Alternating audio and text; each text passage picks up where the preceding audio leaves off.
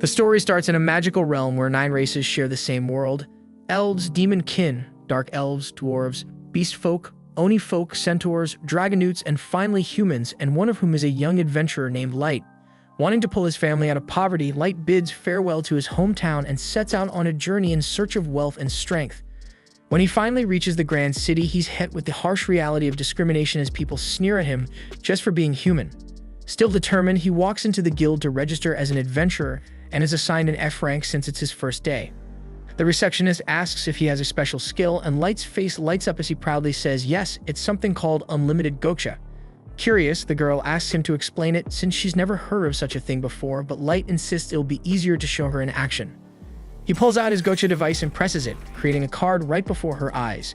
Beaming with pride, Light explains that whatever's on the card can be summoned. But his excitement dies fast when he realizes the first card's just a damn bent fork. Embarrassed, he laughs it off, saying it's just a failure, and tries again. But instead of something useful, out pops even more worthless crap like a rotten apple and a piece of moldy bread. He insists it doesn't usually suck this bad, but she's already over it and just hands him his F-rank card without another word. So fired up, Light rushes to take his first quest. The receptionist points him toward the bulletin board, but the problem is that he can't read. In this world, that's not unusual since most humans barely know their letters. Thankfully, she helps him out and picks a few beginner jobs for him. They're all low-paying, but Light doesn't care because he's ready to work his ass off. And by the end of the day, he's completely drained. He's done several jobs back-to-back, and all that effort barely got him enough for a single night at an inn. Still, he tries to stay positive, saying that if his Gacha can spit out something edible, he'll manage just fine. Then out of nowhere, a group of beast folk thugs bump into him and start yelling like it's his fault for dirtying their clothes. Before he can explain, they snatch every coin he has, claiming it'll cover the laundry bill. Light pleads for them to give it back because without it, he won't even have a bed for the night. But they don't give a shit. One of them kicks him to the ground, telling him to go sleep in a pigsty, and they walk off laughing. The people around don't even lift a finger to help. Instead, they sneer and call him nothing more than worthless human garbage. Right then, a young woman lifts him up, yet Light notices she's an elf and he's taken aback. He frantically apologizes for making contact with her, but the woman reassures Light that she will not harm him. Light cannot grasp why an elf would show kindness to a human like him, and the woman even embraces him. Spectators are appalled to witness an elf merely touch a human, and Light is completely stunned. This elf girl soiled her knees just to hold him, so he questions if he's dreaming. The woman assures him that he's not, and the rest of her companions introduce themselves. They state that they are members of the Concord of Tribes. It's the title of their group that represents all 9 races created by the divinity. The beast folk names himself Garu, and the elf is Sasha. There is also Diablo the demon kin, Oboro the Omi folk, and Drago the dragonute. Then comes Nano the dwarf, Xian the dark elf, and Santoru the centaur. That makes 8 members, so the party reveals that all they need now is a human to complete the set. Light is left speechless, so they clarify that their aim as a group is an honorable one. They want to wipe out racism in the world and build a future where every race stands on equal ground. And they want him to be part of it, but Light cannot believe what he's hearing. So the group's leader steps forward and promises that they mean every word. And just like that, Light agrees to join them, heart full and eyes shining. Sometime later, Light finds himself under attack by enormous serpents, and he has to be saved by Drago. Another creature almost creeps up on him, but Sasha is there to kill it. She cautions Light to be more cautious and reminds him that they're in the largest and harshest dungeon in the world called the Abyss. If anything strikes him here, he will bite the dust immediately. Light apologizes, so Sasha explains that she's simply worried about him, and she examines him to ensure he isn't hurt. They've been traveling together for a while now, and the rest of the group starts teasing Sasha, calling her out for always babying him. They joke that she just can't help herself, that the second she's near Light, her face turns red and all her tough talk melts away. Sasha tries to say that she only does not want their group's reputation damaged by losing a member, but the others are not convinced. Light is feeling quite useless at this point, but Drywood tells him not to be concerned. He says that he enjoys the tea that Light prepares for them, so he's already contributing enough. Light feels relieved hearing this, and the group continues their journey through the Abyss. They reach an area with only a single way out, and Drago decides that this is the ideal place. Light thinks that it must be time for a rest, so he cheerfully tells everyone that he will prepare his well-known tea for them to enjoy. He says that it will just take a moment, but Drago immediately cuts him off and announces that Light is expelled from the party. Light cannot speak, so Drago repeats himself. Light remains completely confused, so Garu simply tells him that he's being thrown out of the group. Everyone's attitude has completely shifted as they all become harsh, and Garu says that he's worthless to them now. Even Sasha calls him a foolish child and says that he always irritated her. They even wonder aloud if his incompetence comes from the lack of brain cells or if it's simply a human trait. They all drop their act and reveal that they despise human trash like him. Light desperately hopes that it's a joke, but they tell him that they didn't come all the way into the abyss for some prank. Light points out that they were all so kind to him before, but they admit that it was all fake as they needed him in their group. It makes no sense to him, so Drago explains that the entire setup was because of Light's ability. This only confuses Light more because his unlimited Gacha has always seemed worthless. Drago says that their leaders have been monitoring Light because of his odd ability, suspecting that he might be something called a maestro. The only reason they brought him into the Concord tribes was to watch him closely. Light argues that his unlimited Gacha is a useless ability because it only produces piles of junk, but that does not matter to them. They already know his power is worthless and his stats are even worse. That is why the leaders have decided that Light is not the maestro, which means he's nothing but dead weight now. The others wish the higher-ups had decided sooner because they hated pretending to like him all this time. Light knows nothing about these leaders or the maestro, but Drago says he's heard enough. It won't matter anyway as Drago declares that it's time to finish the damn job. Horror crashes over Light as he realizes he's not just being thrown out of the party because finishing the job means they're going to finish his ass off. That's when it begins and Garu lunges forward, slicing across Light's face. His whole frame trembles as the brutal truth sinks in and he bolts in panic. But escape isn't an option as the group tells him there's no way out. He couldn't survive even a single beast in the abyss, so they tell him to just accept his fate. Sasha makes it clear there won't be a chance to run, firing an arrow that pierces through his damn leg. Garu admits how much pleasure he gets from hunting humans and Xian agrees, saying their freaking screams are like a sweet melody to her. Garu doesn't stop there and he kicks the shit out of Light. Drago tells him to cut it off, but Garu is eager to keep going, so Sasha reminds him they have to stick to the script. Their excuse is going to be that a monster from the abyss killed Light, so they can't leave behind wounds that say otherwise. Garu steps up to deliver the final blow, telling Light he's been a fun target to beat on, so the end won't be quick. Light crawls desperately across the ground, questioning how it all came to this shit. His hopelessness explodes and he shouts that he doesn't want to die, accidentally activating a teleport trap. Drago yells at Garu not to let the damn rats slip away, but it's already too late. A few seconds later, Light finds himself elsewhere in the dungeon, but the change in scenery brings no comfort. His injuries are severe. He knows the moment one of the creatures here finds him, he's done. All he can think about is his family, wondering what led to this. The others had treated him kindly, and he thought they were becoming like comrades after everything they'd shared. But reality is cruel, and the friendship was fake, and they took joy in breaking him. They were thrilled at the thought of watching him die, and they planned to do it with smirks on their faces. Light's heartbreak quickly burns into fury, and he now despises every single one of them, so he promises to wipe them out. That fury lights a fire in him, and his thirst for vengeance refuses to let him fall here. He swears they'll pay, and he'll tear them all to pieces and take his sweet revenge. But things only get worse as a creature shows up, and Light's eyes go wide as he sees its level 1000. That shouldn't exist because beasts like that belong in myths. That's when Light realizes the terrifying truth that he's been warped to the very bottom of the abyss itself. There's no freaking chance of escape as the monster closes in, but Light refuses to perish before claiming his vengeance. All Light has to even attempt to resist is his unlimited Gacha, so he activates it. Light triggers his unlimited Gacha again and again, silently begging for a miracle. He will not surrender because he must destroy those who betrayed him at any price and return to the family he treasures. And by fortune, Light's persistence succeeds and his Gacha blazes with dazzling brilliance like never before. The monster strikes, but it's already too late as Light's Gacha produces a new card. A voice proclaims that nothing shall harm its master, and a maiden manifests, completely obliterating the level 1000 creature. This mighty girl clears the wreckage she caused and astonishingly kneels before Light.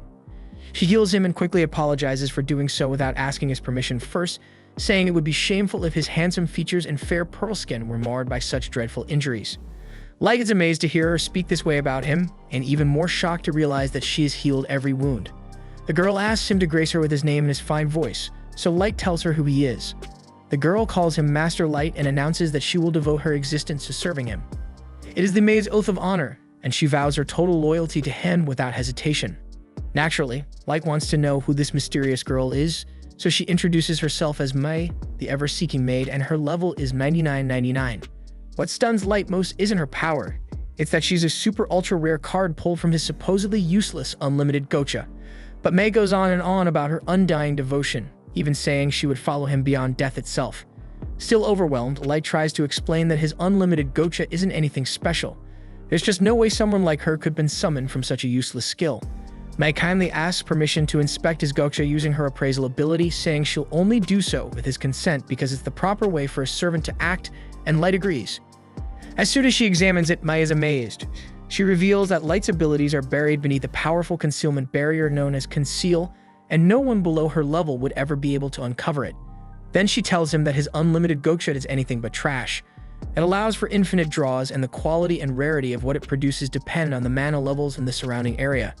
She lists the rarity tiers from highest to lowest: extra, super ultra rare, triple S rare, double S rare, rare, normal, and at the bottom, error. Light doesn't fully understand the part about mana, so Mai breaks it down for him. She explains that mana is an invisible force that flows through everything in the world, but its concentration is weakest near the surface, which means the odds of pulling a super ultra rare like Mai up there are practically non-existent. But things are different down in this place. Right now, they're in the very depths of the dungeon, and the mana here is thick in the air. That means Light's chances of drawing rare cards improve dramatically at this depth.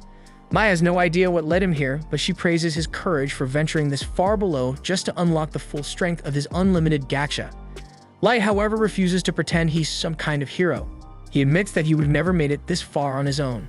He explains how his old allies turned on him, how they slashed him, beat the shit out of him, pierced him with an arrow, and left him for dead. As he speaks, the memories overwhelm him. Tears come, but so does the rage, and he swears that he won't rest until every single one of them pays the price. Without warning, Mai gently wraps her arms around him and apologizes for the torment he's endured. She assures him that now that he has her at his side, serving justice to those traitors will be effortless. She then begs Light to give her the order to hunt down the treacherous ones and bring back their heads on stakes as tribute. Light takes a step back, not giving an answer, so Mai assumes it's because he has too much compassion in his heart and tells him his enemies are beneath mercy. But Light replies that's not the issue. He trusted them and got tricked. He was beaten nearly to death and thrown to the bottom of this cursed place. And the real problem wasn't them, it was his own weakness, and that's why he's decided that he must grow stronger. He admits it might be impossible for a weak human like him, but he desires vengeance by his own hand. He then wonders aloud if Mai thinks he's being foolish, but she says she would never think that of him. Instead, she declares that his desire is hers, and if his goal is personal vengeance, then it's her duty to see it through. She says that she believes in what he can become more than anything in the world, so Light thanks her for her unwavering loyalty. With their resolve now aligned, Light rolls his unlimited gacha once more in the depths of the abyss, vowing to master his ability to build a kingdom powerful enough to clear the way toward his vengeance. 3 years later, we find that Light has established a massive empire deep within the abyss itself. Standing before his gathered maids, he praises them for their efforts, telling them they all did great work today. They respond in unison, thanking their beloved master Light. Every single one of them is completely infatuated with him, whispering to each other that they must have spent all their life's luck just to be near him. One overly enthusiastic maid even goes as far as to wish she could get a sniff of his feet. Their obsession quickly gets out of hand, and Mai, clearly irritated, asks Light for permission to discipline them. But Light waves her off with a smile, saying it's fine or simply devoted to him, and he lets their behavior slide. Then we see the true scale of Light's empire, vast cities filled with bustling shops and countless citizens leading peaceful lives. Wherever he walks, people greet him warmly, calling out to Master Light and offering him their finest dishes. Even those who are running low on supplies approach him without fear, knowing their leader is kind and fair. Light reassures them that he'll alert the administration to fix any shortages, and Mai immediately takes charge, insisting on resolving every issue at once to ensure no one doubts the empire's stability. Light observes that the population has grown enormously over the past 3 years, and he realizes he might need to overhaul the entire governing structure soon. His next concern is the status of his elite warriors, each one is summoned from level 99 super ultra rare cards. Mai reports that they're all currently out on missions. Oyuki, for instance, is mapping the outer perimeter of the abyss, a region crawling with dangerous creatures. But Light isn't worried because he's confident that a genius beast tamer like her can handle anything out there. Next is Ellie, who's been hard at work developing new forms of magic aligned with Light's grand vision. He knows he's given her a lot to handle and hopes she isn't pushing herself too hard to meet his expectations. Then there's Nazuna, who's patrolling the castle as usual. She specializes in close quarters combat, making her the ideal bodyguard. Mai admits Nazuna isn't exactly the sharpest mind in the group, but she's easily the most entertaining to be around.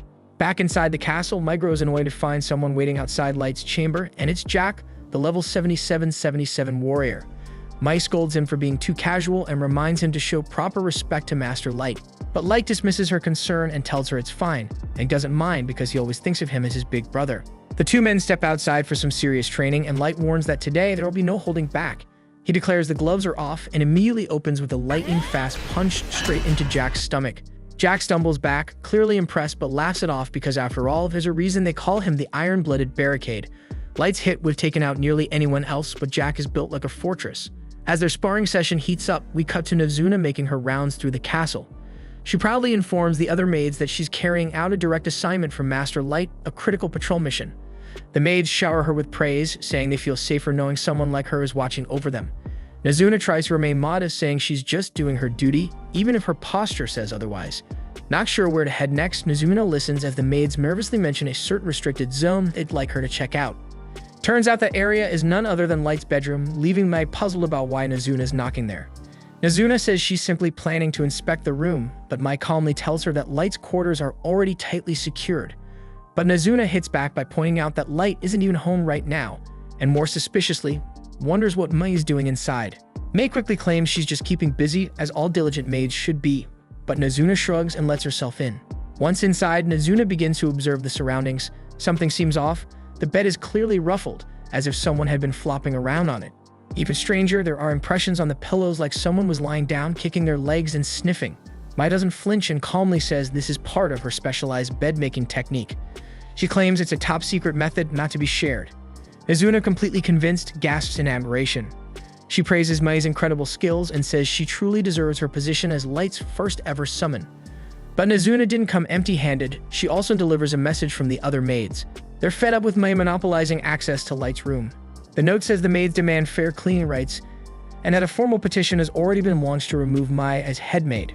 They accuse her of tyranny and sign off the letter with a sharp "get wrecked." Nazuna offers to help however she can, but Mai politely declines, saying it's her job to handle this uprising herself. She thanks Nazuna for relaying the message and even slips her a tip, which leaves Nazuna beaming with joy. Nazuna immediately rushes off to splurge her reward money at a local vendor that just restocked with a fresh batch of irresistible treats. She refuses to waste her coin on anything average because what her stomach truly craves are those glorious milk and pancake sandwiches. With no hesitation, she shoves the snacks into her mouth, completely lost in flavor heaven, and that's when she stumbles upon Oyuki inside the castle. Confused, Nazuna asks why Oyuki is back so soon because she was supposed to be exploring the forest perimeter of the abyss. As always, Oyuki replies in a series of cat-like meows. Unfortunately for her, Nazuna doesn't speak meow the way Light does.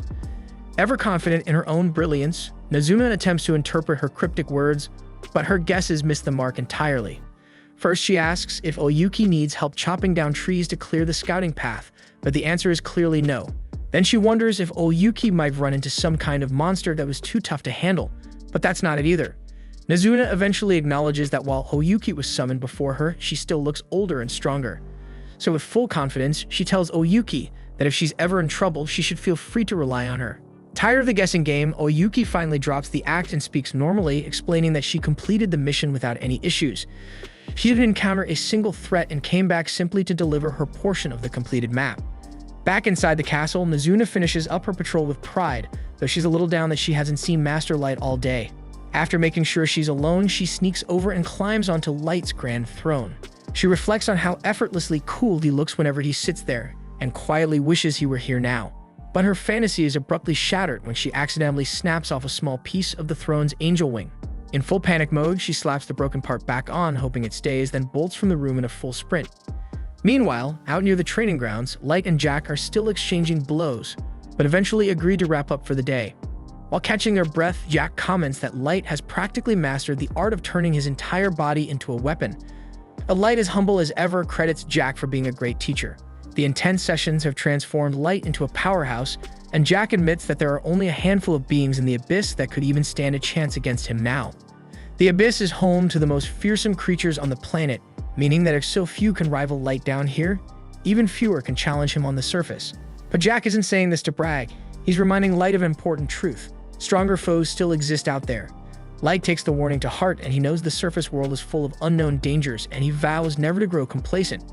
He'll survive no matter what it takes because his mission for vengeance still isn't over. In another room, Mai gathers the maids for a meeting, but they all pretend they have no idea why she summoned them. Mai calmly recites every word of the message they sent her, including the final "get wrecked" line. Instantly, the group starts apologizing all at once. None of them know what to say, so they scramble for excuses. One of them claims they were just trying to help because Maya is always so overworked, and the others chime in saying their intentions were good. But none of that explains the last part of their note, and worst of all, they had the nerve to send Nazuna to deliver it instead of facing Mai directly. Their so-called unity crumbles in seconds as they start blaming each other. But Mai shuts it down and she firmly rejects their request to be allowed inside Light's room. Instead, she assigns them a different task, cleaning the corridor that leads to the throne chamber. And just to drive the point home, she orders them to scrub it all manually, without magic or shortcuts. The hallway is ridiculously long and the maids groan that it'll take forever. But Mai doesn't budge, and she reminds them that she'll be heading to the surface soon on a special mission for Master Light, so she expects them to keep everything spotless while she's away. Meanwhile, in the market, Nazuna stares dreamily at a sleek-looking weapon on display, muttering that she wishes she could buy something that cool. Ellie suddenly shows up behind her, surprised to find her hanging around the shop. Thinking Nazuna's probably there for sweets again, she's surprised to hear that Nazuna's just admiring a pair of battle gloves. Nazuna thought Ellie would be off doing field work or overseeing repairs like usual, but Ellie casually says she's on break today, and everything's running so smoothly she actually has free time for once. Ellie suspects Nazuna's even more scatterbrained than usual, but Nazuna tries to prove her sharpness by proudly reciting multiplication facts, only to mess up right away. Ellie bursts out laughing, mocking her, and the two start bickering. Ellie smugly points out that Light trusts her with high-level tasks, crucial to his master plan for revenge, unlike Nazuna and her adorably tiny brain. Nazuna claps back, saying her patrols are important too, but Ellie waves it off as nothing special. Then Ellie reveals she just had tea with Light to discuss strategic matters. She taunts Nazuna, saying next time she might even reserve a private room for their meeting. Nazuna instantly gets jealous, not over the conversation, but the tea. She desperately wants to have tea with Light too. Ellie can't believe that's what upset her, but Nazuna just blinks confused because she doesn't see what else there is to be jealous about. So Ellie says there's something even more jealousy-worthy, something that should really light a fire on her. But Nazuna misreads the moment entirely, and she assumes Ellie's talking about magic and immediately offers her support, thinking Ellie might be worried about not being able to fight without spells one day, and she promises to protect her if that ever happens. Left speechless, Ellie just sighs and says sure, she'll take her up on it. Nazuna skips off, happy as ever, ready to resume her patrol. Ellie watches her go, thinking to herself that there really is no one else quite like Nazuna. Elsewhere in the castle, the four maids gripe about how they ended up in trouble despite having what they believe was a perfectly valid complaint about their supervisor. The problem is that she is the supervisor and Mai is practically untouchable. Powerless to act against her, they all sulk, dreaming about how nice it would have been to be the ones cleaning Master Light's room. The conversation quickly derails as one of them says she'd bury her entire face in his bedsheets just to catch his scent. As usual, the girl who always takes things too far goes way over the edge, saying she wants to lick every utensil he's ever used. The others immediately call her a freaking freak, but after a moment of hesitation, they all sheepishly admit they'd probably do the same. Their thoughts wander to Mai's seniority because after all, she was the very first one Light summoned. It wasn't until 3 months later that Oyuki appeared, and they can't stop imagining what might have happened between Light and Mai during that time, and their imaginations spiral out of control. Light is pure, innocent, and sometimes completely clueless, and the idea of a young boy and girl being alone together in a death trap of a dungeon makes them sick with envy. They feel so jealous, they wish they could channel that emotion into an actual curse to put on Mai. They try, but all freeze in horror when Mai suddenly appears behind them. They had all assumed she'd already left from her surface mission, but apparently not. Mai tells them she caught wind of them chanting "die" repeatedly and has come for an explanation. Instantly, the girls change their tone, pretending to be nothing but loyal underlings, but Mai isn't fooled in the slightest. Eventually, they confess, admitting their envy got the better of them. What they really resent is the fact that Mai got to spend so much one-on-one time with Light. Light tells them she has no obligation to share what happened during those 3 months, but since she's feeling charitable, she'll humor them. She reveals that during that time, Light didn't spend a single moment doing anything remotely romantic or questionable. He buried himself in study, devouring every book he could find and practicing martial arts non-stop because he was entirely consumed by his goal of growing stronger. As for all the depraved fantasies the maids cooked up, none of them came even remotely true. Mai admits that lately she'd been feeling like she might have been too strict, that maybe her leadership had been a little unreasonable. She was even considering lightening their workload. But now, after hearing what they were plotting, she realizes she was way too lenient. Not only will they be scrubbing the hallways by hand, but she's adding the throne room to their task list as well. The girls groan in despair, realizing that will take an eternity, but Mai coldly remarks that given how much time they spent badmouthing her, they clearly have plenty to spare. Her tone shifts from casual to commanding as she tells them to acknowledge the order immediately. The maids have no choice but to salute and get to work, grumbling as they go. But just as they begin cleaning, disaster strikes. The broken angel wing on Light's throne, previously reattached in a panic by Nizuna, snaps off and hits the floor. Inside her room, Nizuna stretches out with a sigh of relief, proud to have completed another day of keeping the peace. Still, there's a lingering disappointment in her chest because she didn't get to see Light at all. More than anything, she wishes he'd finally give her the order she's been waiting for. She wants to be sent to the surface so she can destroy everyone who dared to betray him. She eventually calmed down, hoping she could see him the next morning, and fell asleep with that wish in her heart. The following day, Light steps outside the castle and finds the usual scene, Ellie and Nizuna locked in another argument. Nizuna lights up the moment she spots him, thrilled that her wish came true and she gets to see Master Light again. As always, Light can't help but treat Oyuki like a cat, and the other girls quickly become jealous of the attention. But the peaceful moment is shattered when a familiar beast shows up, one that looks exactly like the hellhound Light first faced when he fell into the abyss. Even now, Light feels his body tense up at the sight of it, haunted by the fear from that day. But things were different now because he had powerful warriors by his side, and they were ready to fight without hesitation. Nizuna drops her usual airheaded tone, filled with rage that a lowly training mutt would dare show its face in front of Light. Ellie's furious too, ready to punish the creature for its arrogance. Oyuki is equally disgusted. Just the hound's presence is disturbing Light's peace, and she promises to wipe out their entire breed if needed. They make it clear that they're about to unleash the overwhelming force of their level 99 strength. But before they can make a move, Light gently steps in and tells them it's alright. His voice alone is enough to make them stop instantly. He reassures them that he's fine now. Surprisingly, Light even apologizes to the beast for scaring it. In the back of his mind, he knows that if he ever gave the word, his girls would wipe the hellhounds from existence. Then Light gets to the reason he gathered them. He informs them that Maya's returned and her mission was a success, which means it's time. Their target has fallen right into the trap, and now they move to phase 2. The girls are a bit annoyed that May got to take the lead, but they're just as fired up knowing they're finally moving forward. Light turns and leads them forward, declaring that the first dish of his long-awaited revenge is finally ready to be served. Far away in the City of Wolves, one of Light's targets, Garou, strolls through the streets.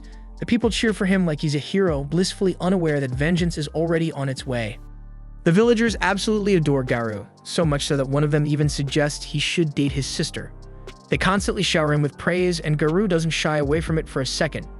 He basks in the admiration, boldly telling everyone to step aside for a true megastar.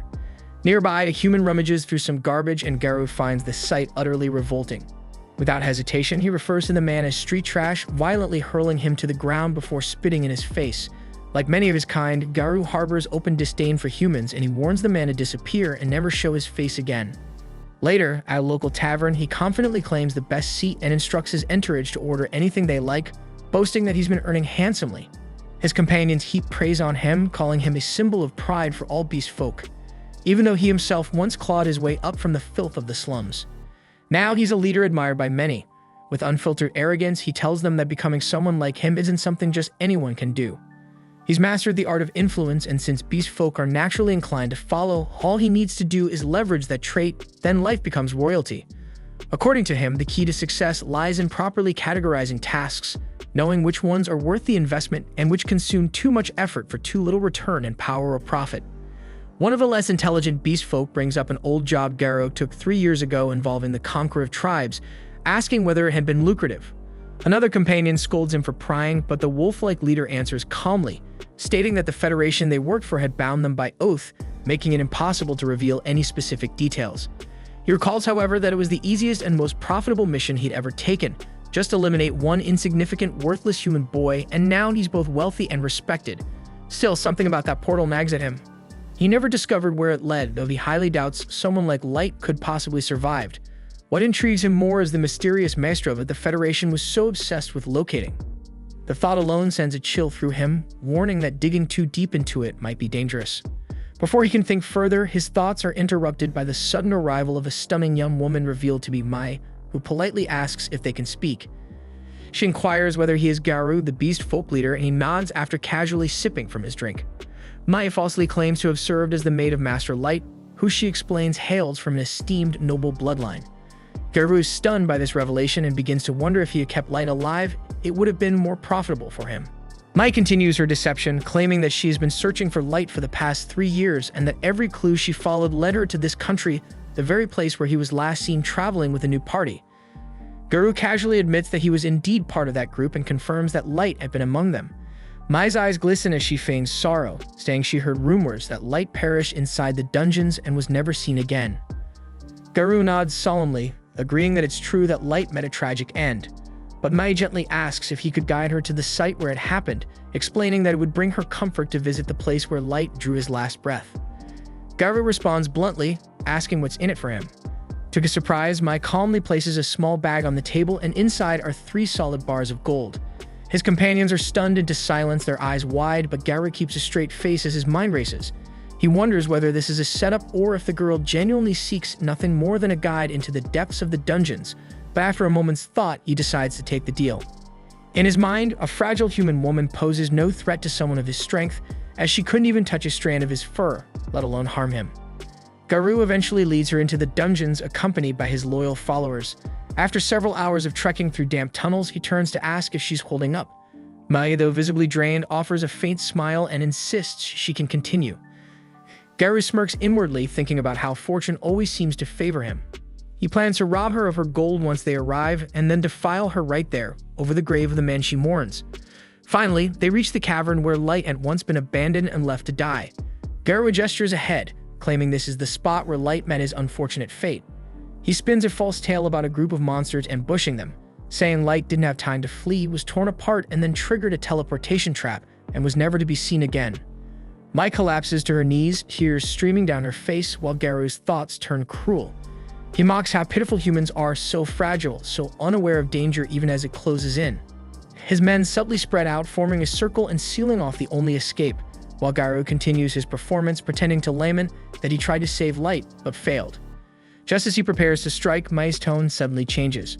Her voice hardens as she declares that only the most depraved creatures in existence could deceive someone as pure-hearted as Light, luring him into a filthy dungeon only to betray him.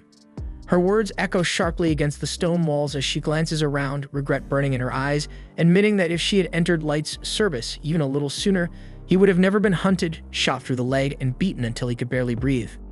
Garou instantly senses danger and instinctively leaps backward, his mind racing with confusion about how on earth this woman knows such specific details.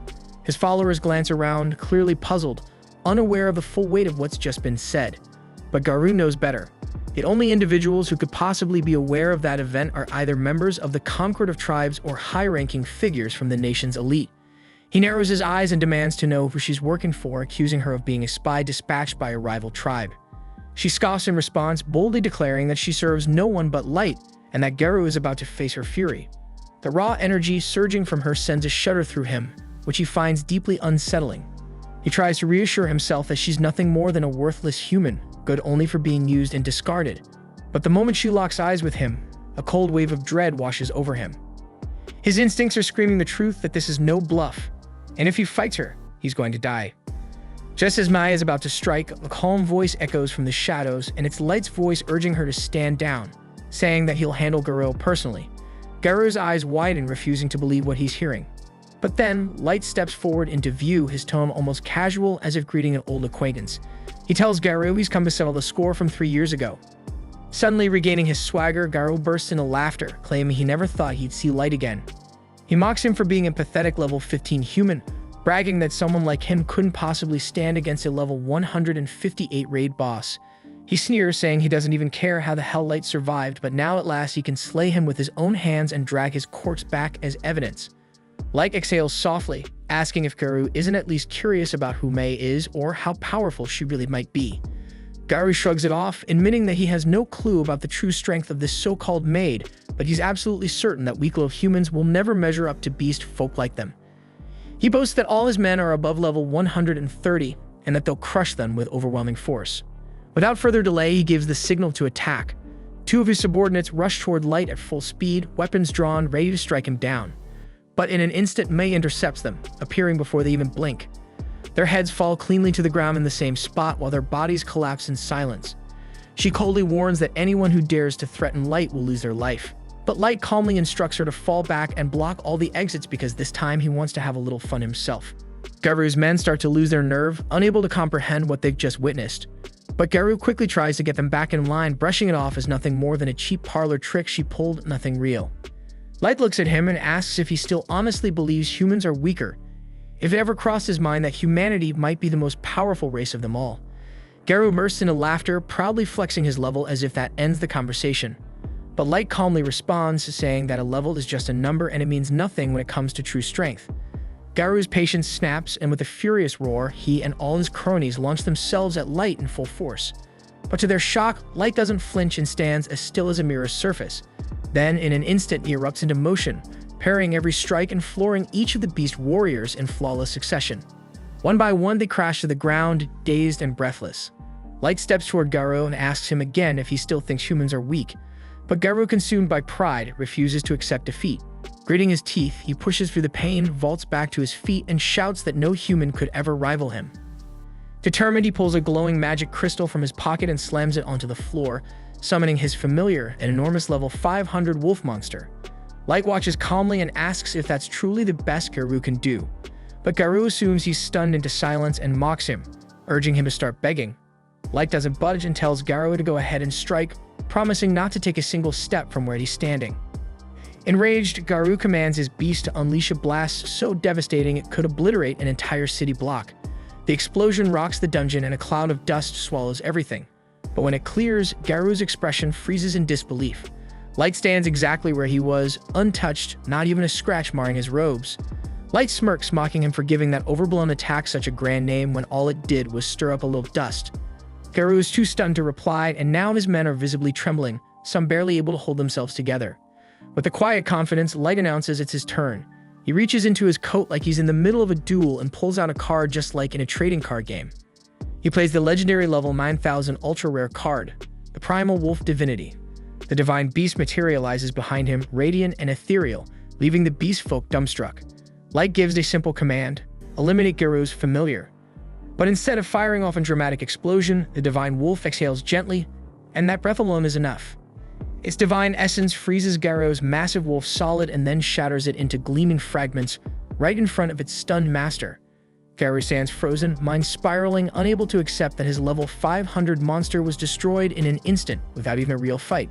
But Light simply shrugs, telling him that he could have crushed the beast himself if he really wanted to. Then, as the final blow to Garou's pride, Light reveals his own level maxed out at 9,999. Garou begins to stammer, his whole body trembling as he mutters that this simply can't be real because humans aren't supposed to exceed level 100. And if Light were truly the same human from 3 years ago, he should have aged by now. Light calmly explains that he wears an age ring to halt his physical growth, a reminder of who he was and the day he was betrayed by the lowest form of filth to ever walk the earth. At that moment, Garou realizes his fate is sealed. He stands no chance, none at all, against the monster that Light has become. Knowing he's as good as dead, he does what any coward would. He drops his weapons and falls to his knees, begging for mercy. He pleads that it wasn't his fault, claiming he acted under orders from the Federation. With a trembling voice, he insists that he never intended to harm anyone, that his subordinates were the ones who came up with this entire plan and dragged him into it. His underlings stare at him in disbelief because this is the same man who was bragging about his power and dominance just this morning, and now he's bowing his head, begging for forgiveness, even offering to serve as Light's pet if it would spare his life. Light, however, remains indifferent, and instead he asks what the Maestro truly is and why the government is so obsessed with finding him. Garou answers honestly that he doesn't know, only that they were told the Maestro was likely a human. Light's tone hardens as he asks why they chose to kill him once they believed he wasn't the Maestro. Garou quickly prostrates himself again, swearing that he has no idea, that they were simply following orders. Light's eyes shift toward the other beast folk, demanding to know if any of them possess real information. In a desperate bid to survive, they all start shouting that they do. But May's special eyes flare with power, exposing their lies. Without hesitation, she cuts them down where they stand, their blood splattering across the cavern floor. She coldly declares that anyone who dares to lie before Light will meet death by her hand. Light turns back to Garou and asks if he believes there's anyone strong enough to challenge him should he decide to wage war on the surface. Garou admits the truth that Light's power is beyond comprehension, enough to crush nations single-handedly. But he adds that if the nations unite and unleash the weapons they've been developing, even someone like Light might face difficulties, especially with only a maid by his side. Light smirks and tells him he wants to show him something. With a flick of his hand, he casts teleportation magic, transporting them straight to his own throne room. Garou's sanity nearly snaps the instant he arrives, His mind can't process what he's seeing, an army so vast and terrifying that the weakest among them is level 1,500, while 4 maids stand at level 9,999. The rest range between 6,000 and 9,000, each radiating divine power. Garwa can't speak, and a single tear slips down his cheek as the horrifying truth sinks in. Light could erase the entire planet in the blink of an eye. He isn't just powerful, he's a walking apocalypse, and Garou can only tremble as he wonders what will happen when that deity finally decides to go to war. The following morning, Light returned to his hometown, hoping to reunite with his family and bring them back to his dungeon city. Tragically, by the time he arrived, all that remained was a heap of shattered ruins and rotting corpses. It appeared that the village had been annihilated around 6 months prior by unknown assailants, leaving no survivors. Light began combing through the remnants, searching for bodies so he could at least provide his loved ones with a proper burial. To his relief, none of the remains seemed to belong to his younger siblings, leading him to believe they might still be alive somewhere. But sadly, the same could not be said for his parents. Gold, noticing the weight of the moment, asked if Light was holding up, acknowledging how difficult this must be to process, but Light assured him he would manage. Right now, their focus had to remain on the current mission, so he requested Gold and Nemumu to assist in gathering as much intelligence as possible. While it had become clear that their military strength was formidable enough to rival the world's major powers, rushing headfirst into conflict would be reckless. He wanted detailed information about the capabilities of each nation. Moreover, Light suspected that the destruction of his village was directly linked to rumors of him being a maestro, so he was determined to uncover what a maestro truly is and why such a title would warrant so much bloodshed. And if it turned out that all this devastation was the result of a few power-hungry elites chasing influence, then he vowed to reduce the world to ashes and personally force the culprits to swallow the aftermath. Gold sympathized with Light's anger but cautioned him to control his fury in public. The aura he was emitting could easily kill an ordinary person on the spot. Light apologized for his lack of restraint and equipped an item called the Fool's Mask to suppress his energy and conceal his identity. After paying his final respects at his parents' graves and quietly apologizing for not being able to protect them, he and Gold and Nemumu took off, heading toward the city of Dagas. Along the way, Nemumu, curious and slightly unsure, asked what Light intended to do once they arrived. Before Light could answer, Gold advised her to be mindful of how she addresses their lord while they're on the surface. And Light explained that using his real name could alert those affiliated with Concord. So for the time being, he would go by the alias Dark during their mission, and Nemumu nodded in understanding. As for his plans in Dagas, Light informed her that he intended to register as an adventurer under the name Dark. And by rising through the ranks, he hoped to gradually gain access to valuable information from the upper circles within the guild. After a short while, Nemumu spots the city of Dagas on the horizon. Since flying straight in would attract unnecessary attention, Light recommends landing in the forest and making the rest of the journey on foot. Still, with Gold's dazzling suit of armor, they're bound to stand out regardless. As the trio makes their way through the woods, they stumble upon a troubling scene, a human merchant being ambushed by a group of dwarven bandits. Although they would prefer to stay unnoticed until reaching the city, Gold's armor includes embedded sparkle effects that catch the light and, unfortunately, the attention of the thieves. The dwarves then decide to try their luck robbing him as well, which ends poorly for them, as they are left tied up and humiliated in the middle of the trail. The grateful merchant and his son, overwhelmed with relief, offer Light and his companions a ride to the city as thanks for their timely rescue. During the trip, the boy can't stop talking about how incredible Gold was in battle, admitting he'd never seen anyone take down dwarves with such ease. His father guesses they must be a well-known team of adventurers, but Light clarifies that they haven't even registered yet. Surprised by the response, the man tells them that if they are serious about becoming adventurers, Dagas is the ideal place to do it. The city boasts one of the largest guilds in the region and sits at the border between the elf, dwarf, and human territories. With a solid population of humans residing there, it's considered one of the more welcoming cities for their kind. He even mentions owning a successful human-run hotel and invites them to stay there if they need lodging. Not long after, they reach the outskirts of Dagas. Light asks Colonel to drop them off at the city gates as they prefer to walk the rest of the way on foot. For Gold and Nemumu, this is their first time setting foot in a surface city, and they quickly take note of the many storefronts selling armor and weaponry. Light explains that it's no surprise because this place is filled with adventurers, and with the nearby dwarf kingdom known for its blacksmithing prowess, it's only natural that their goods are sold here in abundance. When the group finally arrives at the guild hall, Nemumu observes that humans tend to scatter and avoid eye contact whenever someone from another race passes by. Light interprets this behavior as evidence that humans aren't exactly treated with respect in the city either, even if that discrimination isn't openly acknowledged. Light makes his way to the front desk to register, and as expected, he's required to begin at F rank. That means he'll need to complete a few entry-level quests later on to raise his status. But before handling any of that, securing a place to stay takes priority. Recalling that Colonel mentioned owning a hotel, Light decides to head there with the others. Colonel is visibly surprised to see Light again and asks how he can assist him, and Light explains that he has a rather specific request. He would like to rent out the entire top floor of the building, and under no circumstances should anyone, staff included, be allowed to enter. To seal the deal, Light drops a heavy bag of gold coins onto the counter. Colonel is left utterly speechless, unsure how to respond. Light offers to pay even more if needed, but Colonel quickly assures him that this is already 10 times more than necessary. He also says he can't accept such an extravagant sum from the man who saved his life earlier.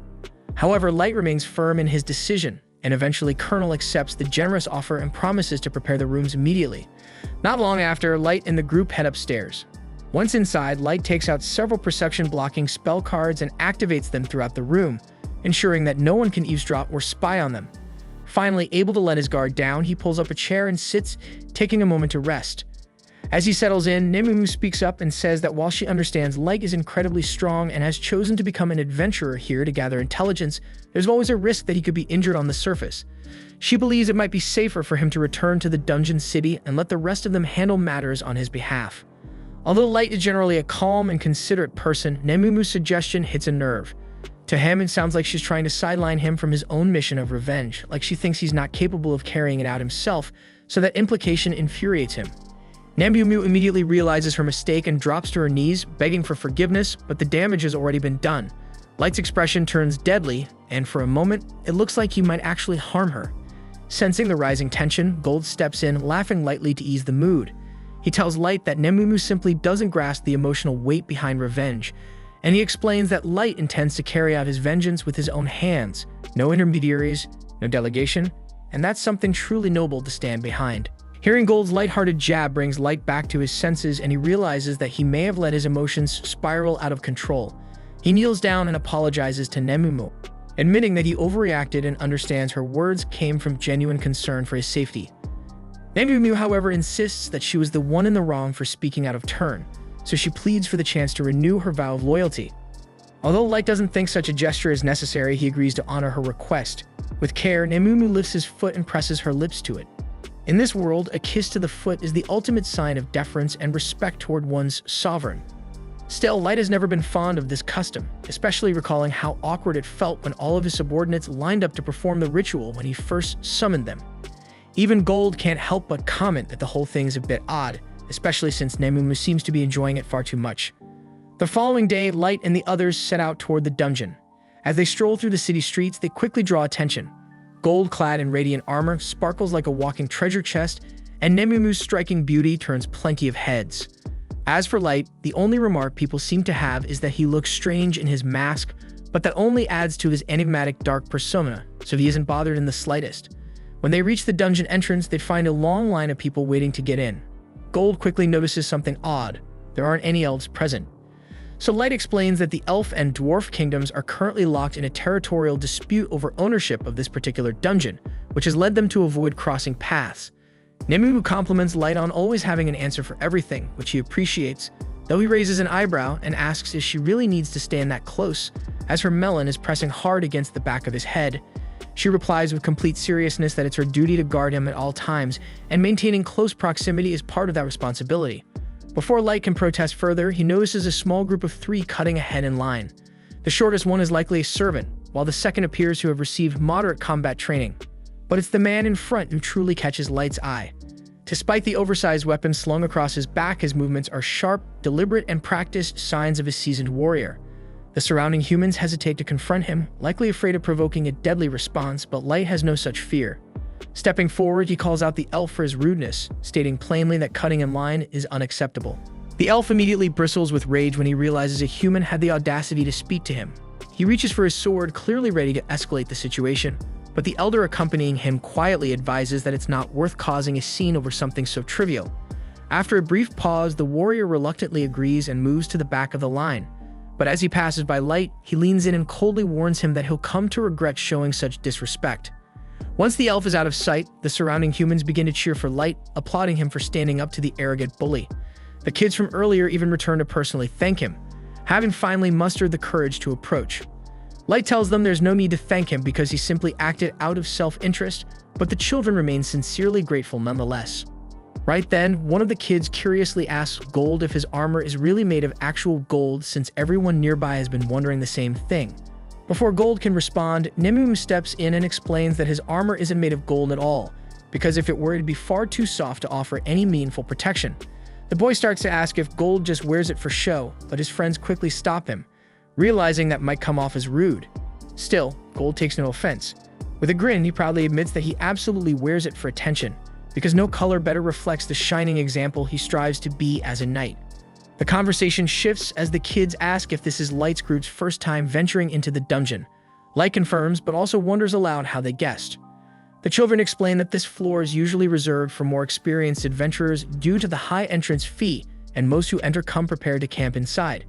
And since Light's team didn't bring any visible gear, it was pretty easy to tell they were new to this specific dungeon. Right then, a guard calls for the next party to proceed. The kids wave goodbye and dash off together into the dungeon. Watching them disappear, Light and the others consider whether they should start carrying fake equipment. Even though all their actual supplies are stored inside an item box, it might be worth the effort just to avoid looking like total newbies. A short while later, it's finally their turn to enter. For Light, this is the first time he's stepped into a dungeon that isn't the Abyss. Dungeons are saturated with mana that grows more potent the deeper one goes, often spawning monsters, traps, and even entire ecosystems. In essence, the inside of a dungeon functions as a world of its own. Once they reach the first floor, Light casts concealment magic over the group, shielding them from detection, and with that, they begin flying together toward the second floor. At the same time, the elf from earlier is furiously venting his frustration on a pack of orcs, unable to accept that a mere human had the gall to speak to him so casually. His name is Kito, and he loudly declares himself a legendary hero of the elf kingdom, boasting that the blood of a maestro flows through his veins, making him deserving of reverence. He mutters bitterly that such humiliation would have never happened if his level weren't currently so low. But Yanok, the elder traveling with him, reminds him that a level of 1,500 is already far beyond the standard cap for elves. Still, Kito scoffs at the idea since it's not enough. He needs the kind of overwhelming power that would allow him to erase every last clown who dared mock or look down on him. Yanok, clearly holding on to some resentment of his own, says he understands the sentiment. After all, he was exiled for research no one respected, so if there's any chance to use that very research to help Kito grow stronger, he's all in. Back on the other side of the dungeon, Light and his team have already made their way down to the third floor, having just cleared out a massive horde of orcs. Light suggests it's a good time to head back since they've gathered more than enough proof of their strength for the guild. Plus, that last battle left him a mess and he's eager to clean up. The moment Nemum hears that, she eagerly volunteers to wash every damn inch of his body. Once they return, the fool Light doesn't even respond. As they make their way back up, Light and the group spot the kids from earlier and descend to meet them.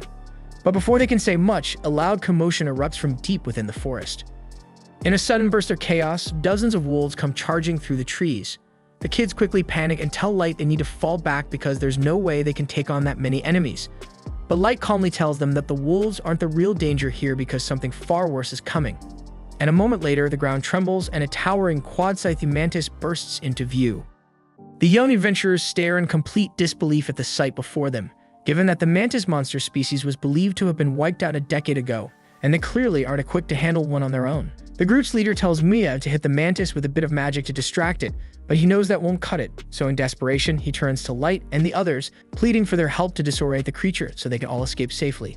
But when Light hears that they're planning to retreat, he casually asks if that means they're okay with him taking it down himself. The kids think he's lost his mind since a mantis of that size is probably at least level 500, but Light reassures them there's no need to panic because he and his companions can handle it just fine. Gold then steps forward to land the first strike, but to his surprise, the mantis blocks several of his blows with minimal damage, meaning its claws must be a lot tougher than he expected.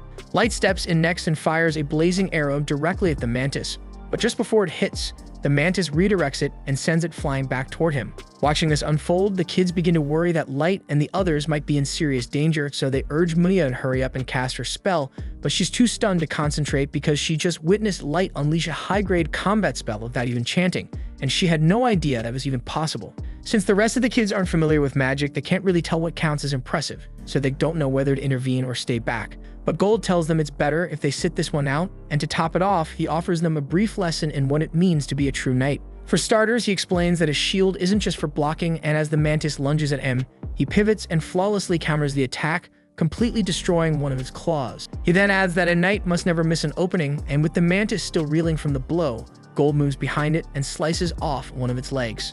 Light follows up with another wave of fire arrows, but this time, when the mantis deflects them, the arrows curve midair and strike its back. Light has taken full control of their trajectory, so no matter what the mantis tries, the arrows will find their target every single time. Eventually, the mantis has all of its limbs blown clean off, and realizing it doesn't stand a chance against Light, it turns and makes a desperate dash toward the forest. Light is caught off guard and surprised that the creature is intelligent enough to recognize when it's completely outmatched and attempt to retreat. But he has no intention of letting it escape after everything that just happened, so he quickly casts a massive firewall in its path to block access to the trees, and Mia absolutely loses it. She's never witnessed someone deploy such wide-area tactical magic so instantly in her entire life. And with the path forward sealed, the mantis has nowhere left to run, but it still has its wings, so in a last-ditch effort to survive, it launches itself into the air. But before it can flee, Nemumu leaps skyward after it and effortlessly shreds it to bits mid-flight. After she lands, Gold tells her she messed up, which really irritates her since she thought she was doing exactly what Light wanted, destroying the monster. But Gold explains that she also obliterated all the valuable parts, which means there's nothing left to sell once they return to town. Realizing her mistake, Nemumu immediately starts begging Light for forgiveness, but he assures her it's not a big deal. Off to the side, the kids are still frozen in place, unsure if they really just witnessed a human take down a quad-sized mantis, or if they collectively hallucinated the whole thing. And after a few minutes, as they dig through the remains, they stumble upon the mantis's magic gem. Miraculously, it's still intact, meaning Light can use it as proof of his achievement. But just before he departs, one of the kids approaches him and asks if he's part of a famous adventurer party or something, because there's no way someone that powerful is just a rookie. But Light calmly replies that he and his friends are indeed ranked F, leaving the kids even more confused than before. With the battle now over, Mia conjures a ball of water using her magic and offers it to Light so he can rinse off all the mantis goo. He's genuinely touched that she would use her precious mana for his sake, but she insists it's the least she can do. Since the sun is starting to set, the leader invites Light and the others to camp with them for the night, not just because it's dangerous to travel in the dark, but also because Mia is dying to chat about magic with Light, and since there's no real downside to staying, Light agrees. Then, while the group is gathered around sharing a meal, Maya starts bombarding Light with all kinds of questions about his past. But since he obviously can't reveal his real background or future goals, he improvises a story and claims that both of his parents were exceptional mages, which explains why he's able to cast spells without needing incantations. That explanation seems to satisfy Maya, but her brother still doesn't get what's so impressive about it. Hearing him say that, Maya launches into a passionate rant about how insane Light's magic really was. She explains that there are 3 primary classifications of magic. First, there's combat class magic, typically used against individual enemies. Then there's tactical class magic, which can affect a broad area, like the firewall Light cast earlier. And finally, there's strategic class magic, capable of impacting the world on a much larger, even global scale. That includes cataclysmic spells like triggering earthquakes or calling down meteor strikes, which usually require a team of elite mages to pool their mana and recite lengthy incantations in unison to even attempt. While other races can cast powerful magic with relative ease, it's extremely rare for humans to reach that level. That's why Mio is so stunned to see someone like Light pull off a spell of that caliber so effortlessly. Her brother might not understand the mechanics of magic all that well, but from how Maya explained it, he can tell Light is on a completely different level. Still, he tells Mia she deserves credit too, since her abilities were strong enough to earn her a formal recommendation to the Duchy's Magic Academy. It piques Light's interest, so he asks if they mean the academy overseen by the Principality of Nine, the governing body formed by all 9 major races. Mia confirms that's the one, and Gold adds that being recognized by the Principality is no small feat, which makes it clear she's a highly capable mage. Her brother agrees, but says their circumstances made things difficult. Both of their parents passed away during a plague, and without the money to afford academy tuition, they had to form an adventuring party with their childhood friends, Jimra and Wordy, just to survive. Currently, their main objective is to earn enough through dungeon runs to eventually send Maya to that academy. But Maya says she's already happy just being able to travel with the people she cares about, so they don't need to go to extreme lengths for her. Her brother promises not to do anything reckless, and watching the two of them talk like that brings back memories for Light, specifically of the moments he used to share with his own younger sister. Right then, Mia and her brother ask Light what inspired him to become an adventurer. So sticking to his cover story, he tells them his parents died in a fire, and he was left with severe burns, prompting him to search for a rare magic potion that could heal his injuries. The story sounds so tragic that everyone falls silent, unsure of how to respond. Sensing the awkward tension, Jimra decides to break it by abruptly asking if Gold and Nemumu are a couple. Nemumu immediately bristles and snaps that she would never, under any circumstances, date someone like Gold. Gold, on the other hand, remains composed and casually replies that he has no interest in dating a woman as immature as Nemimu. While those two go back and forth in their usual bickering, somewhere deeper in the dungeon, Kito is busy slaying orcs to collect the necessary biological samples Yannick needs for his next experiment, an attempt to bypass the level caps placed on every race. Now that they gathered enough magical material, Yannick says the only thing left is a human test subject, and Kito already knows exactly who he wants for that role. Time passes and Light stops by the guild to exchange his most recent batch of magic stones. A crowd quickly gathers around him, amazed by the sheer volume of gems he managed to bring back. Ever since Light and his team took down the Quad-Scythe Mantis, their reputation in the city has skyrocketed, and people have started referring to their group as Black Motley. Even the receptionists, who used to ignore them, have begun treating them with far more respect, and Light is genuinely pleased by all the attention, since that kind of recognition was part of his goal from the beginning. As he and the team are walking toward the dungeon, a man suddenly calls out to him from the road. Nemimu instantly goes on guard, but the man quickly assures them he means no harm. He introduces himself as Suvalin, and the guy next to him is Gilbert. They explain that they heard Light's party not only defeated a Quad-Scythe Mantis, but also made it to the 5th floor of the dungeon, and when they spotted him passing by, they just had to say something. At that moment, the rest of Suvalin and Gilbert's party shows up, reminding them it's time to enter the dungeon, so they say goodbye to Light and head inside. Watching them go, Light finds it nice to see he's inspiring hope among the other humans in town. However, not everyone is thrilled, since many from other races are openly envious of Light's growing strength and are convinced he's a fraud. Light expected as much though, but if they're not going to accept his achievements willingly, then he'll just have to make them recognize the truth by delivering results they can't ignore. And once he steps into the dungeon, Light informs Gold and Nemumu that he plans to return to the 5th floor today. But before heading down, he notices the same group of kids from before and decides to drop by and greet them. Maya and the others are surprised to see him again. It's been a while since they last crossed paths, but Maya's brother says it's actually great timing because Maya had been wanting to give something to Light. Maya seems a little shy at first, but she eventually hands Light a small clamshell container filled with ointment she made herself. She recalls him saying that he suffered severe burns across his body, so she created it to help ease some of the pain. Light is genuinely touched by the kind gesture, though it does make him feel a bit guilty for lying to her about the burns. Wanting to return the kindness, he pulls out one of his own items to give to Maya as a gift. It's a bracelet, and a beautiful one at that, so Maya hesitates, unsure if she should accept something that looks so valuable. But Light assures her that her gift truly meant a lot to him, and he wants her to have the bracelet as a token of appreciation. Maya lights up and promises to treasure it forever. However, after Light and his group head off, Amumu asks if he's really okay with giving away an SS-class item so casually. That bracelet was a wishing bracelet capable of creating a small miracle depending on the wearer's intent, so Light thought it would be the perfect gift for someone like Maya. A short while later, they arrive on the 5th floor, which is completely blanketed in snow. This actually works to their advantage as the snow provides excellent cover. Light assigns Gold and Nemumu the task of hunting Yetis while he's away, then activates a teleportation item that whisks him back to his throne room within the dungeon city. Once there, he sits down with a warm cup of tea and checks in with his team on the progress of their revenge operations. Ellie reports that preparations are almost complete, and they'll be ready to move to the next stage very soon. Light is pleased with the update and tells Ellie she's free to use whatever resources she needs to keep things running smoothly. In the meantime, he asks Mai to continue overseeing matters in the Abyss and instructs Oyuki to remain focused on scouting through the ancient forest. Right then, Mizuna asks if there's anything he'd like her to handle in the meantime. Light isn't quite sure how to respond since Mizuna's only real strength lies in monster combat, so she's not exactly useful outside of that. Still, not wanting her to feel left out, he tells her to remain on standby and protect the city in case a dangerous enemy shows up. That's more than enough for her, so she proudly declares that no one will get past her while she's on watch. Light smiles to himself, looking forward to the day his plan finally unfolds, and he wants to relish every second of the look of pure misery on Sasha's face when he stands in front of her. Elsewhere in the dungeon, Gilbert and Suvalin had made camp and were standing watch while their party members rested. At one point, Suvalin needed to relieve himself, so he stepped briefly into the woods. But when he returned, what he saw was horrifying. Gilbert's severed head lay on the ground, with Kito standing calmly over the corpse. Their two sleeping companions had already been silently executed, and Kito makes it clear this massacre isn't personal.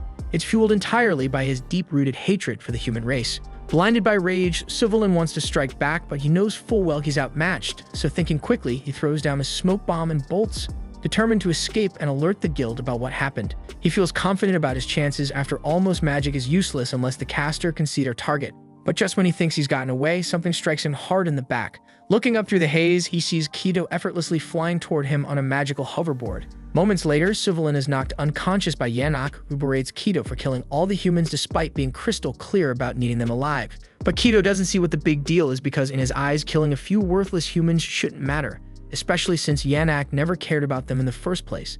But Yanak is running out of time and viable test subjects, and his research is still unstable, so he points out that Suvalin will likely die from side effects long before the formula is perfected, so they'll need to hunt down more human lab rats and fast. Not long after, back on the surface, Nemumi is caught in a heated exchange with the guild receptionist, pushing to get Light promoted. Even though the receptionist knows just how powerful Light is, she reminds them that they already bent the rules once to bump him up from F rank to D rank not too long ago, and it's still too early for another exception. Still, she mentions that if Light pulls off something truly remarkable again, the guild won't have any choice but to raise his rank, so he makes up his mind to go for it. Later that day at the inn, we see him holding a poster about an unknown killer targeting adventurers. So he figures that taking down this murderer should count as a major achievement, and he sets his sights on hunting him down. The problem is, he doesn't have a single clue to start with, which makes things tricky. Gold throws out the idea of using his Goksha ability to draw a card that might help track the killer, but Light explains the cards are totally random, and the odds of pulling a tracking one are insanely low. Hearing that, Nemunu wonders if they should head back into the abyss to bring someone more skilled at tracking. While it's not a bad idea, the trip would take too much time, and Light doesn't want to waste a second when people's lives are at stake. The killer seems to be going after humans specifically, and he refuses to let that slide. Right then, the three of them sense a spatial distortion tearing open inside the room. Something's definitely about to arrive, so they immediately drop into formation and get ready for combat. But instead of a threat, Light is stunned to see Maya tumble out of the portal unconscious.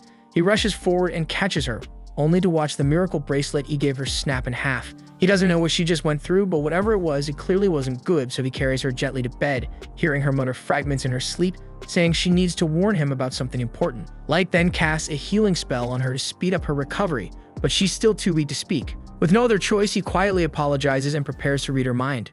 Using a high-level spell, he dives into her thoughts and is suddenly hit with a vivid memory. Maya and her team coming face to face with another party of human adventurers.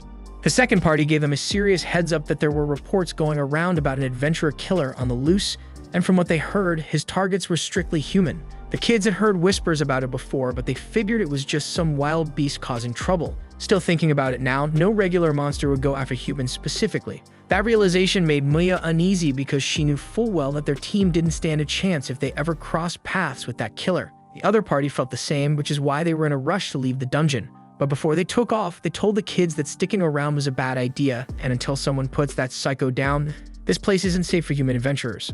The kids didn't take that warning lightly, and they agreed to head back up right away, but since they hadn't planned for such an abrupt exit, they were already feeling drained. Still, they had no choice but to push on, even as night fell, because stopping meant risking their lives. And just their luck right then, they hear Yanok's voice echo through the dark, warning them that it's dangerous to be wandering around so late.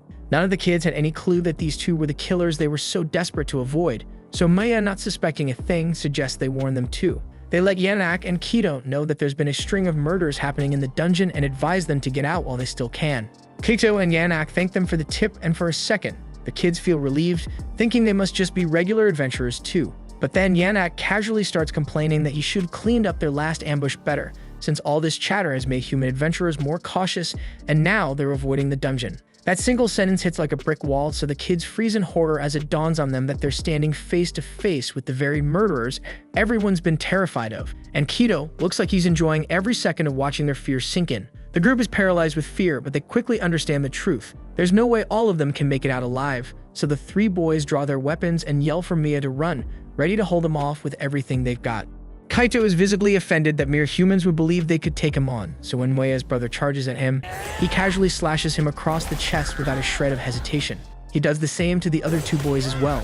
They're not dead yet, but their injuries are so devastating that they're barely hanging on. Still, they force themselves upright again and shout at Moya to run, choosing to throw themselves at Kido one last time. Their persistence only angers Kido further, so he decides he's done playing around and goes in for the kill. Yanak shouts at him, furious, that Kido just ruined his chance to use the boys as test subjects. But Kido snaps back, saying he's not about to let anyone who dared to disrespect him live, because fighting back like that, trying to protect someone, it's revolting. And he adds that Yanak can still perform his experiments if even one or two of them survive. Yanak admits that a magician does make for a valuable research subject, but he argues that those two boys could have been equally useful, so Kido swears he won't kill any more lab rats from here on. Still, before Yanak starts working on Maya, Kido wants to teach her how to crack a watermelon, because he's got needs that need satisfying. Yanak refuses to take part in that grotesque act, so he just tells Kido not to kill Maya and turns away in disgust. Maya is shaking in terror as Kido looms over her with sick intent, but before he can do anything, her brother miraculously staggers to his feet and screams at her to run. Yanak is astonished that the boy is still breathing with wounds like that, exactly the kind of resilience he needs in his subject, so he orders Kido to make sure the boy is taken alive no matter what. The boy's body is nearly shutting down, but he doesn't care. All he's thinking about is giving Mia a chance to escape. He screams at her one more time to run, and even though she doesn't want to abandon him, she realizes this might be her only window. So with Kido briefly distracted, she turns and sprints away. The moment Kido notices she's escaping, he gets ready to chase after her, only to be intercepted by Elio's desperate attack. Elio doesn't stand a chance of hurting Kido, but the move is enough to stall him and buy Mia a few extra seconds. Kido is itching to finish off Mia's brother once and for all, but Yanak reminds him yet again that he needs the boy alive, so Kido restrains himself from making a fatal move. While Elio staggered in place, his lips moved in a whisper, running through every strategy he could think of to buy Mia more time. His thoughts drifted back to a lesson he picked up from Gold during their first encounter. Gold had told him that while most people see a sword as a weapon and a shield as defense, true combat relies on creativity. The ability to surprise your opponent is what turns the tide of battle. That advice echoes in his head now, so Elio hurls his sword straight at Kido. Thinking this was the actual attack, Kido leans back to avoid the blade. But while he's focused on the sword, Elio charges in and slams his shield into Kido's jaw, sending him crashing to the ground. That was all he had in him, but it landed and Elio feels a flicker of pride. Even if this is the end, at least he got in one clean shot. Kido, stunned and furious, can't process the fact that a human actually struck him. Enraged and humiliated, he ignores Yanak's command to keep Elio alive and fires a spear of light straight through his stomach with his sword. But somehow Elio doesn't die right away, but Kido has no plans to end things quickly because he wants to make him suffer for daring to touch his precious face. Yanak cuts in, warning him not to waste any more time because if Maya escapes and word gets out, their entire operation will be exposed. Kido's still fuming, but he gets the point. And with a scowl, he turns and takes off after her. Maya had been running flat out, heart pounding in her chest. Just as the dungeon's exit comes into view, 3 glowing swords shoot down in front of her, blocking the path. She freezes in place, eyes wide because she hadn't expected Kido to catch up so fast. But he's wielding Grandius, the Phantasma-class weapon once held by the Elven Queendom, a legendary blade that lets its user spawn and control endless blades of light. He tells her it's pointless to run, as long as he's using Grandius she won't get far, but Maya refuses to surrender. Gritting her teeth, she chants a quick spell and hurls a spray of sharp icicles toward Kido, just enough to obscure his view. And then she turns and dashes into the forest, using the momentary distraction to vanish into the trees. But after a few more minutes of running, Kido catches up to her again and knocks her to the ground. He sneers and tells her she should feel honored to be sacrificed for the rise of a future legendary hero like himself, but Mia screams back that he doesn't deserve that title one bit. She says a real legendary hero isn't just strong, but also compassionate like light. But Kido, on the other hand, is just a pathetic coward who gets off on pushing around people weaker than him. That gets a nerve, so her words drag up memories Kido would rather forget. How the other elves used to laugh at him, call him a useless bully who only picks fights with those who can't fight back. That humiliation was part of why he got exiled from Elven society, but instead of taking the blame, Kido convinced himself that everyone else just failed to see how amazing he really was. Consumed by rage, he loses control again and completely forgets about keeping Maya alive, so he raises his weapon to finish her off. Maya knows she won't survive the blow, but she still refuses to give in. She's desperate, mentally scrambling to find some way to reach light, to cry out for help, and that's when the bracelet finally activates. Back in the present, after witnessing what Mia and the others went through, Light is seething with fury. Without hesitation, he turns to Gold and Nemumu and tells them to gear up because he's about to bring hell down on those elves. Meanwhile, deep in the dungeon, Yanak is doing everything he can to heal Elio, but from the looks of it, his body is way too far gone. The damage is beyond repair, and Yanak is genuinely frustrated because losing such a prime test subject feels like a huge waste. Then Kido walks in, and Yanak immediately demands to know whether he managed to catch the girl, but Kido shrugs and says he lost her. Yanak starts freaking out because he can't believe what he just heard, and he starts questioning how the hell Kido gets outsmarted by a human girl. Kido snaps back that it's not his fault because how was he supposed to know that she could vanish into thin air? Yanak's mind races, refusing to believe it, but the evidence is there, and somehow that girl had access to teleportation magic or items, so there's no denying it now. Which means they're in serious trouble because if Mia tells the guild what went down, it won't take long before word gets to the Elf Nation. And once they find out Kido stole the Grandius sword, they'll be coming for him, no question. Worse yet, the Elf Nation won't just send anyone. They'll send the head neg himself, a warrior said to be around level 3000, with his entire personal guard ranked no lower than 2000. In short, if that happens, Kido and by extension Yannack are as good as dead. Their only chance at survival now lies in testing Yannack's experiments in hopes of making Kido powerful enough to go toe-to-toe with the elite Elven Knights. But just as they're preparing to leave, Light suddenly appears and calmly tells them they're not going anywhere. Kido immediately recognizes him as the same guy who called him out for cutting the line when he first entered the dungeon. But what truly throws him off is how a human managed to sneak up on him without him sensing a thing, especially considering he's level 1500. Light's expression drops when he sees Jimra and Wardy lying motionless on the ground. He's too late to save them, and the best he can do is gently shut their eyes and whisper an apology for not arriving sooner. Meanwhile, Gold rushes over to Elio and lifts him up. He still has a faint pulse, which means there might still be hope. Light focuses and channels a healing spell into Elio, then turns back toward Kido and demands an explanation. Actually, no. He immediately corrects himself because he doesn't care about their twisted reasons.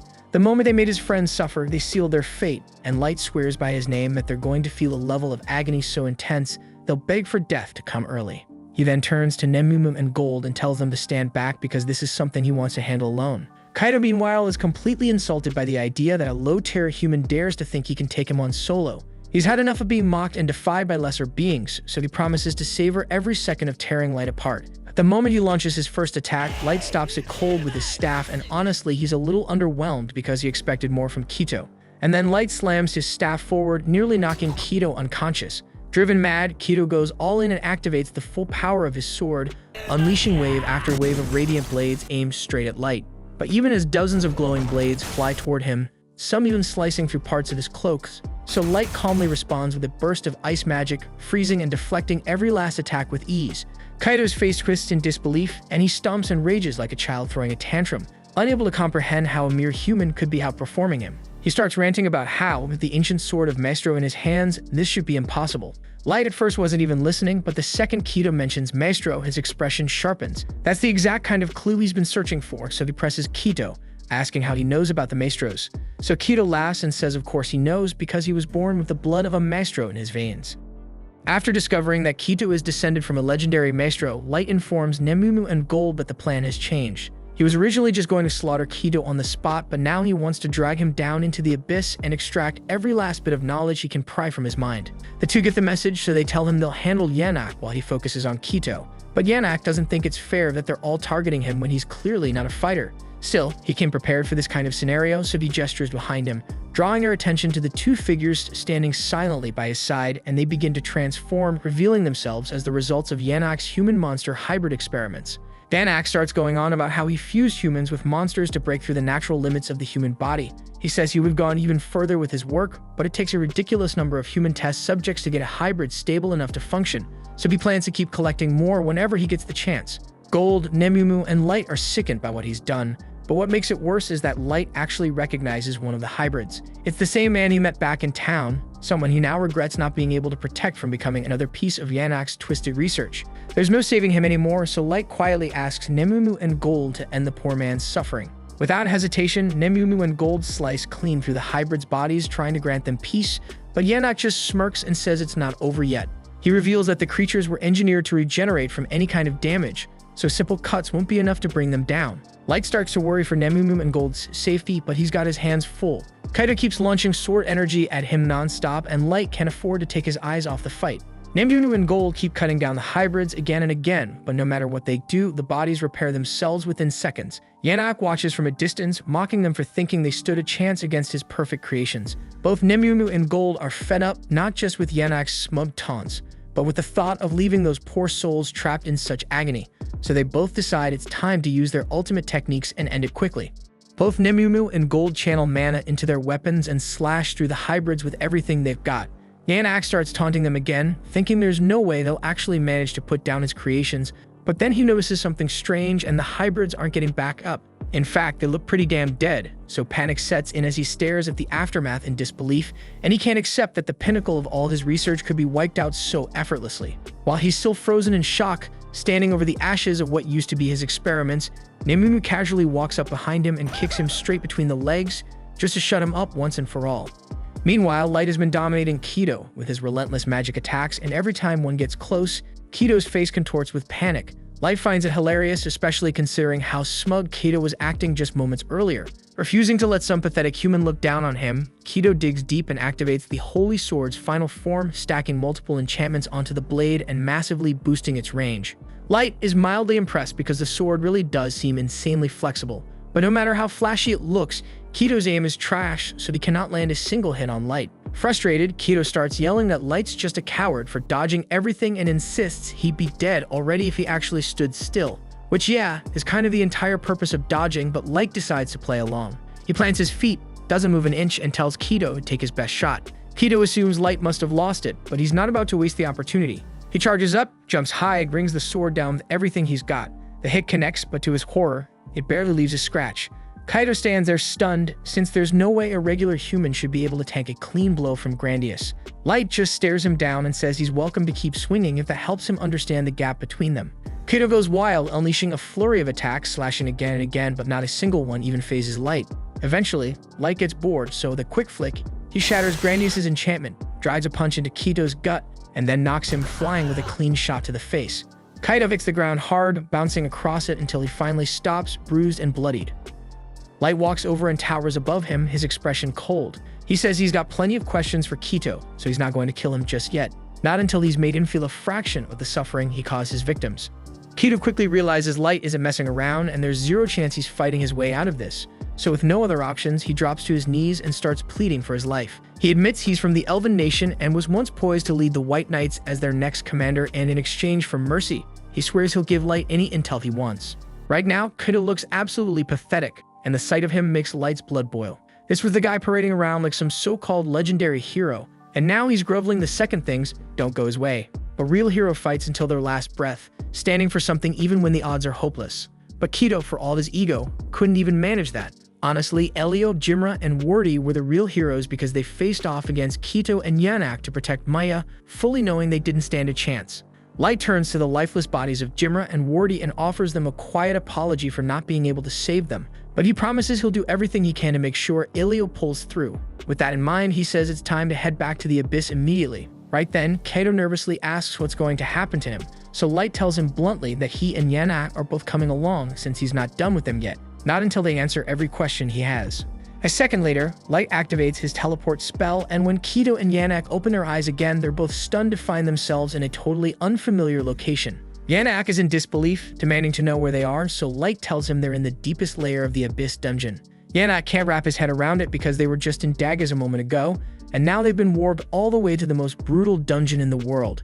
But he still doesn't get why Light dragged them here. Light simply replies that this is where he lives, so Yanak and Kaito stare at him like he's insane. No one in their right mind would choose to live in a place like this. But the moment they say that, Nemumu starts stomping Yanak's back flat for daring to suggest that Light would lie. The sound draws the others, who quickly gather around to see what's going on.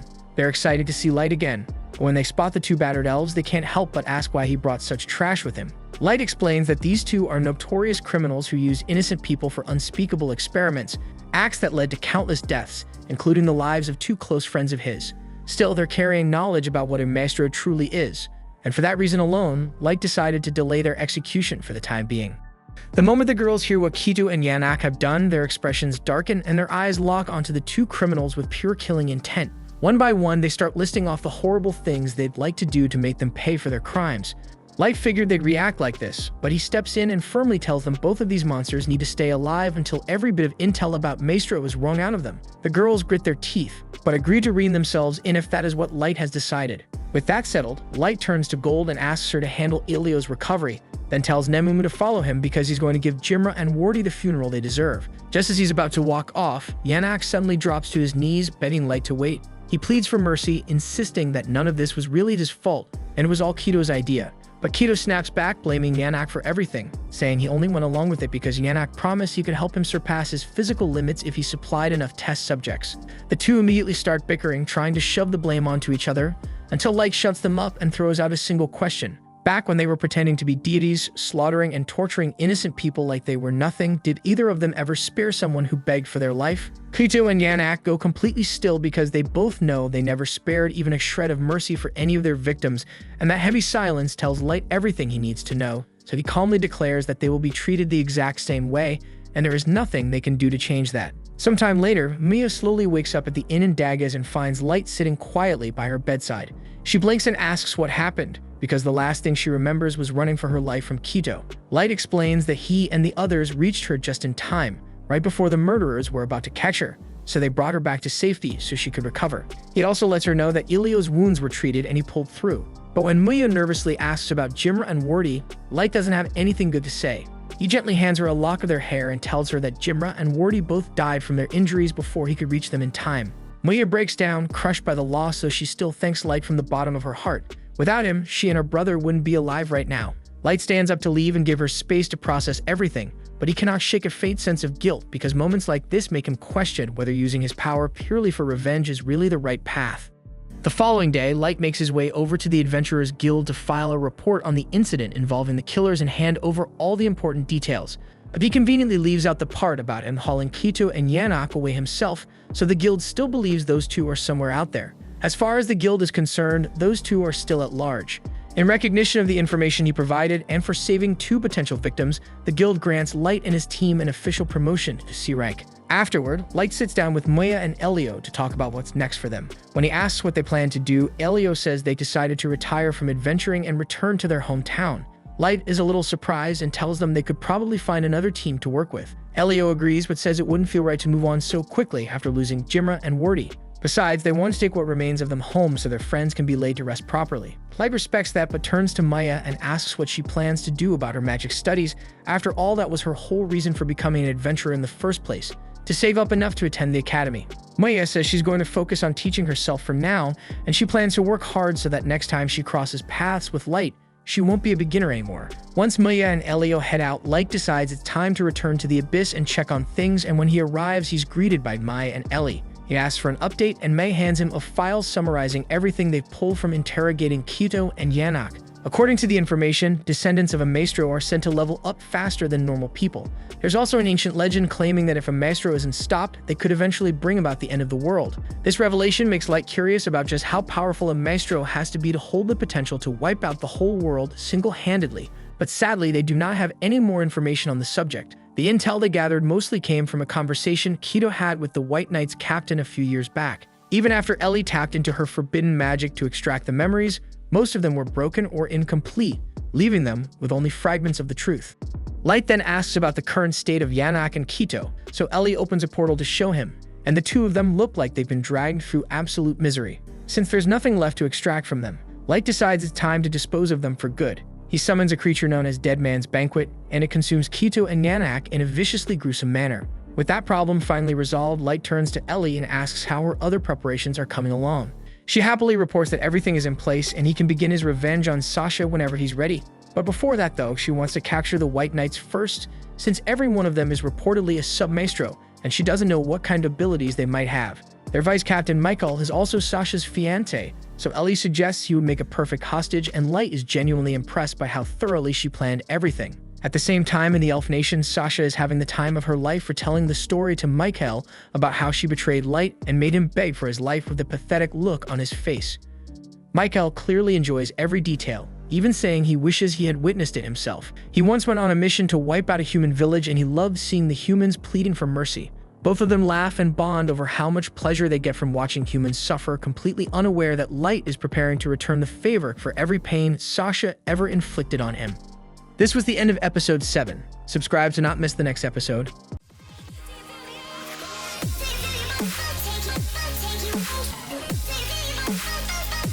Take you